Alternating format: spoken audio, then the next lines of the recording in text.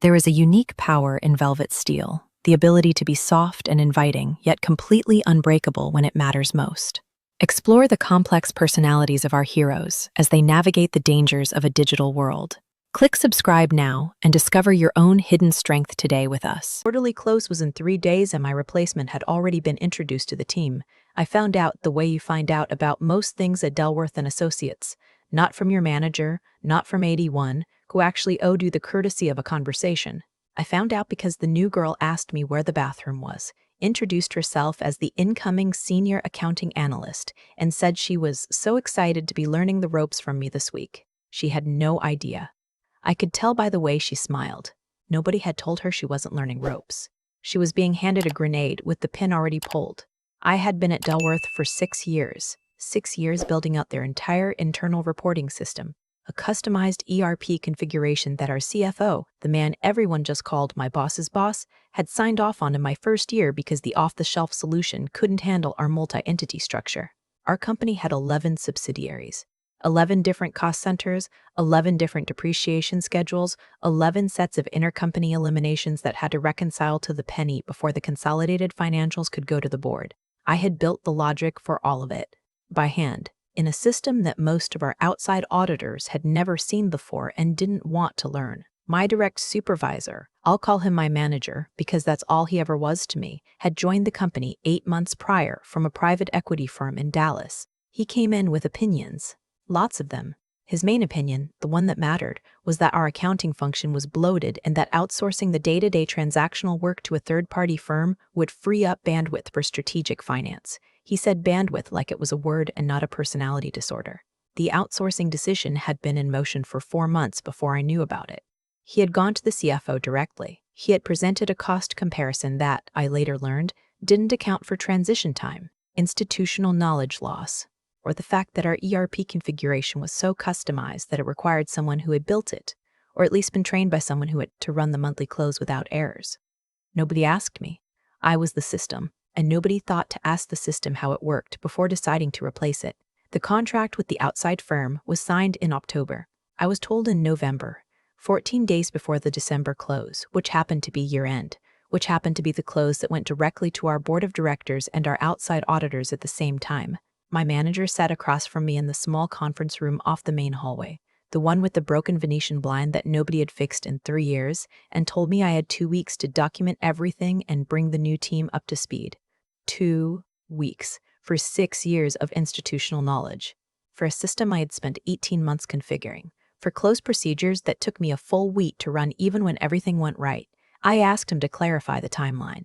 He said the outside firm's onboarding window was fixed. I asked if there was any flexibility given that it was year-end. He said leadership had already aligned on the decision. I asked if my position was being eliminated. He said they were restructuring the function and that HR would be in touch about my transition package. That was the whole conversation. 11 minutes. I timed it because I had nothing else to do with my hands. I went back to my desk and I sat there for probably 20 minutes, staring at the Delworth logo on my monitor screensaver. Then I opened a new email and I forwarded myself, my personal address, not my work one, every piece of documentation I had ever written about the ERP configuration, every process map, every reconciliation template I had built from scratch, every note I had ever made about the workarounds we used because the system had quirks that the vendor had never patched. Then I opened a second email and I wrote to HR. I asked for the formal notice of my position elimination in writing. I asked for the terms of my transition package in writing. I asked for the exact date my access would be revoked. I asked all of this politely, in complete sentences, the way my mother raised me to communicate when I was furious. HR responded the next morning. My last official day was December 15th. My access to all company systems would be disabled at 5 p.m. on that date. The outside firm's team was scheduled to begin their transition training on December 5th. That gave them 10 days. The December close year-end board reporting auditor deliverables was due by December 31st. I want to be very clear about what I did next, because there are 2 ways to read it and only one of them is accurate. I did not sabotage anything. I did not delete files. I did not corrupt data. I did not write malicious code or hide anything that was supposed to be visible. Everything I had built was still there, exactly where I had left it, exactly as it had always been. What I did was this. I trained the outside firm's team exactly as I had been asked to. I answered every question they had. I walked them through the close checklist step by step. I showed them how to run the intercompany elimination reports. I explained the depreciation schedule logic. I documented everything my manager had asked me to document. And then, on December 13th, 2 days before my access was cut, I sent my manager a formal email. I told him there were 17 custom calculation fields in our ERP configuration that were not covered in any existing documentation because I had built them incrementally over the course of 4 years and had never been asked to write them up. I told him that these fields were embedded in the Q4 close process and that without understanding how they worked, the consolidated financials would not reconcile correctly. I offered to spend my remaining 2 days documenting them in full. I copied HR. I copied the CFO's executive assistant because I had learned in 6 years that copying the executive assistant was always the right move. My manager replied within the hour. He thanked me for the heads up and said the outside firm's team was highly experienced and would be able to work through any technical issues as they arise. He did not ask me to document the fields. He did not ask me to document the fields. He did not escalate to the CFO. He managed my email the way people manage things they don't understand, by assuming someone else will handle it. December 15th came. I handed in my badge, said goodbye to the 2 colleagues I actually liked, and walked out of the Delworth & Associates building at 4:47 p.m. with a box of desk items and my integrity intact. The outside firm ran the December close. I know what happened next because my former colleague, the one I actually liked, the one who had sat 2 desks from me for 4 years and who texted me occasionally just to check in, sent me a message on January 3rd. It said, "Girl, call me when you can," so I called her. The December close had been a disaster, not a small one. The consolidated financials had gone to the CFO on December 28th, 3 days late, and they didn't reconcile. The intercompany eliminations were off by a number large enough that the CFO had flagged it immediately. The outside firm's team had tried to work through it over the holidays, their words per my colleague, and had concluded that there was a calculation error somewhere in the subsidiary roll-up. They could not find it. They had called my former manager in a panic. He had gone into the system himself and also could not find it, because the error wasn't in the data. The data was fine. The error was in the logic, specifically in 2 of the 17 custom calculation fields I had flagged in my December 13th email. The board meeting was scheduled for January 8th. On January 4th, I received a phone call from the CFO's office, not from my former manager, not from HR, from the CFO himself. He introduced himself, which told me he had no idea who I was, which told me a great deal about how my manager had characterized my departure. He said he was reaching out because he understood I had significant expertise with their ERP configuration and asked if I would be available for a brief consulting engagement to help resolve a reporting issue ahead of their board meeting. I was very polite.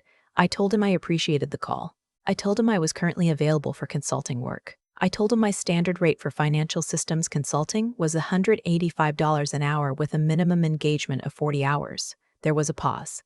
He said that seemed high for what he anticipated would be a short project. I told him I understood and that he was welcome to have the outside firm continue working through the issue. I said it genuinely. I wasn't being difficult. If they could figure it out, more power to them. I had no interest in watching anyone fail. I had built that system with real care, and there was a part of me that hated seeing it broken, even now. He called back the next morning and agreed to my rate. I spent 2 days on site at Delworth. I found the calculation error in about 90 minutes. It was exactly where I had known it would be, in the subsidiary 6 roll-up logic, which had a conditional formatting rule that the outside firm's team had accidentally overridden when they ran their first test close. I corrected it. I then spent the rest of my time on-site documenting the remaining 16 custom fields in full with annotated screenshots in a format that anyone with basic accounting knowledge and a reasonable amount of patience could follow. I did this because it was the right thing to do.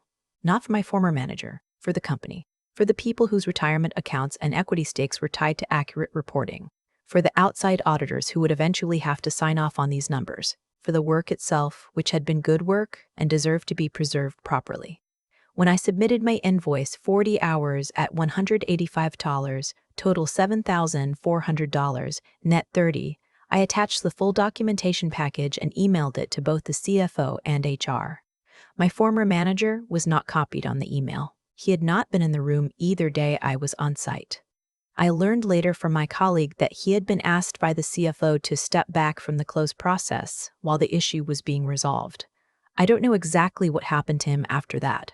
My colleague stopped hearing details once HR got involved. What I do know is that he no longer works at Delworth and Associates, because I checked LinkedIn about 6 weeks later the way you do when you're trying to convince yourself you don't care, and his employment history showed his end date as January of that year. I got a call from the CFO again in February. He asked if I would be interested in a part-time advisory arrangement, 10 hours a month, retained basis, to oversee the outside firm's work during monthly close periods for the remainder of the fiscal year. He also mentioned, with what I can only describe as carefully calibrated casualness, that they were reconsidering their approach to the accounting function, and that if I was interested in discussing a return to a full-time role, he would be open to the conversation. I told him I appreciated the offer. I told him the advisory arrangement sounded workable. I told him I'd have my attorney review any agreement before signing, not because I'm litigious by nature, because I had learned over 6 years, and particularly in the last 2 months of them, that the single most important professional habit you can develop is the habit of getting everything in writing before you agree to anything. He didn't blink. He said, of course, whatever I needed. My attorney reviewed it. I signed. I worked the advisory arrangement for 7 months. I was paid on time every single month.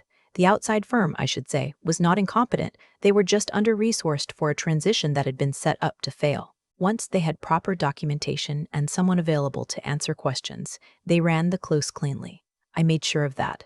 I never went back full-time.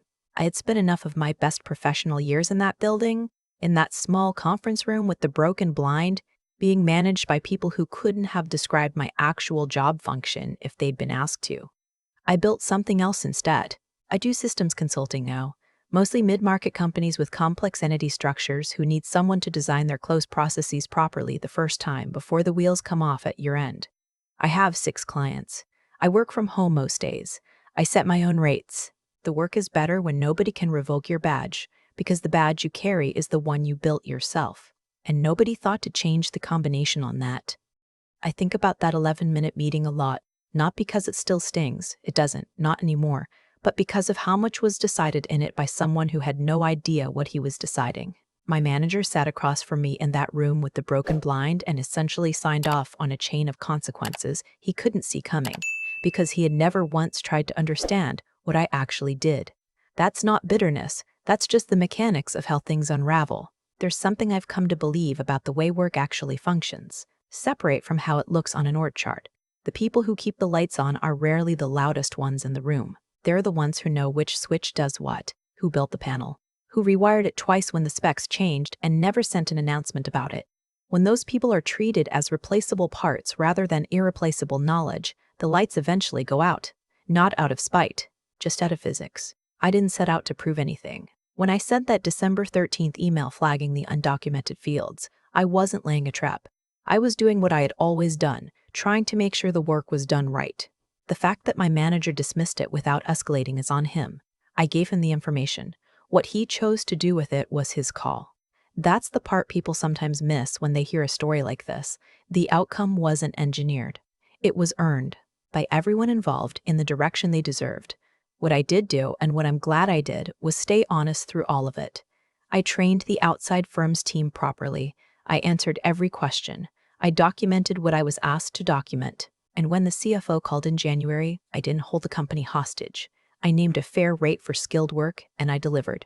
That mattered to me then, and it still matters to me now, because the version of this story where I cut corners or withheld information or let people drown out of satisfaction, that version would have cost me something I couldn't get back. Your integrity is the one thing that travels with you when you leave a building for the last time. The resilience part is harder to talk about because resilience isn't dramatic. It doesn't look like anything from the outside. It looked like me sitting at my desk for 20 minutes staring at a screensaver, deciding what to do next. It looked like writing polite emails when I wanted to write very different ones. It looked like building a consulting practice from scratch at an age when most people are trying to consolidate what they already have, not start over. None of that felt brave in the moment. It just felt like the only reasonable option, because the alternative was to let someone else's bad decision become the defining event of my career. I had spent 6 years building something real. The knowledge was mine, even if the system technically belonged to them. Nobody outsources that. Nobody revokes access to what you actually know. My manager learned that in January from an invoice. I already knew it. That's probably the most useful thing I can tell you. Know what you've built, document what matters, and never confuse a badge with the thing that makes you valuable. One of those can be taken. The other one can't.